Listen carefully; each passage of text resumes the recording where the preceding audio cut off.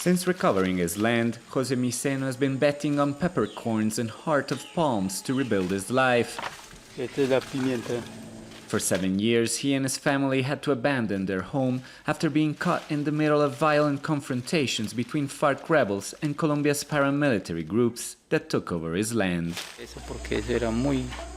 It was very bad. People were getting killed daily. They'd have you dig your own grave, then shoot you in cold blood. We had no option but to leave.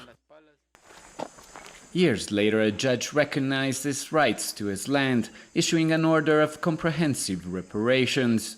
Like most farmers in this remote region on the border with Ecuador, he used to grow coca, the base ingredient for cocaine, but now he's hoping that with the help of the government, his new legal endeavor will be successful.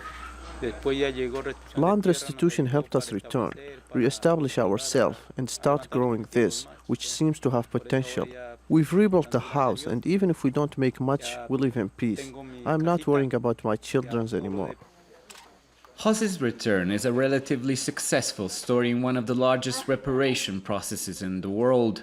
7.7 million have been forcibly displaced by the conflict. 10 years ago, a law was implemented to return legitimate owners to their land. And 4 years ago, a peace deal with FARC rebels promised a comprehensive rural reform.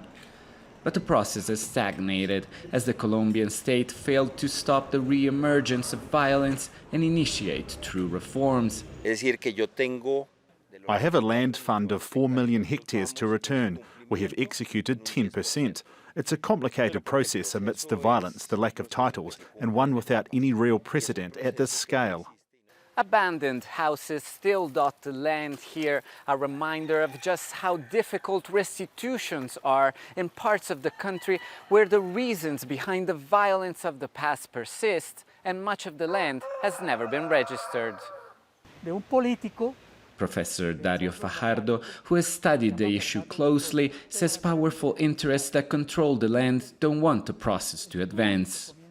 More than 40% of land transactions in the country are not registered, which makes land grabs easy. And we have one of the worst concentration of land property in the world. We need to connect these remote regions to the rest of the country with roads and opportunities. Back at the farm, Jose and his family are worried because coca fields are appearing again in their territory, as are drug trafficking groups, putting once again at risk the fragile stability and peace they have achieved. Alessandro Rampietti, Aljazeera, Valle del Guamez.